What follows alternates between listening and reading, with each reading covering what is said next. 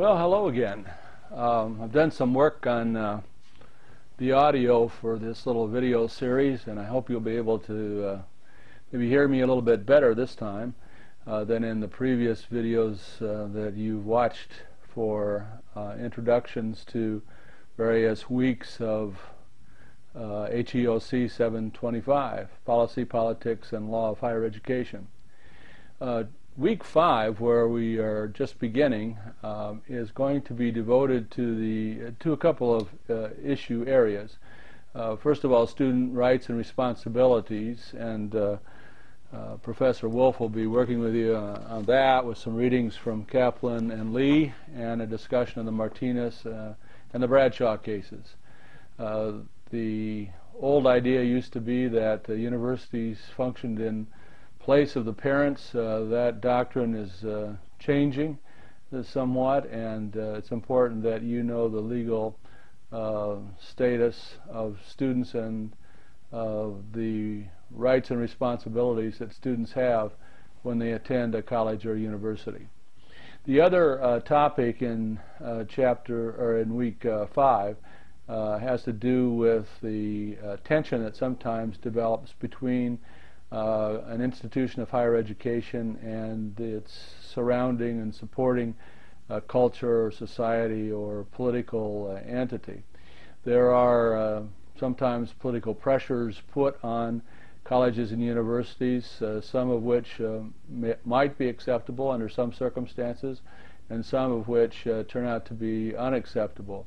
You'll be looking at the pressure that the academic leadership at the University of Illinois experienced as a result of the desire of some political leaders in the state to serve their constituencies by asking for favors from the university. This turned into a series of articles in the Chicago Tribune, which continue right up until this day, about the improper influence that these politicians had on the university, and it even led to the resignation of Joseph White, the excellent president of the University of Illinois.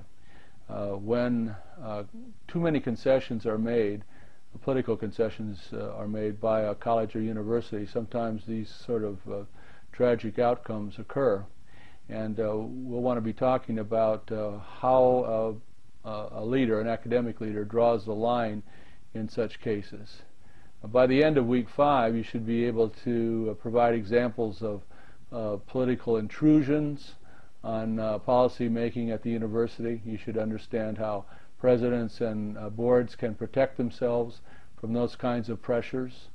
You should understand the laws that sometimes intrude on the autonomy of the university or college, and you should also understand that there are laws that protect the university or the college from unreasonable political intrusions. And finally, you should understand, maybe better than you did when you began the class, the current legal doctrines regarding the rights and responsibilities of students in higher education. So a couple of interesting areas of inquiry in week 5 that will test to a degree your own ethical readiness for academic leadership.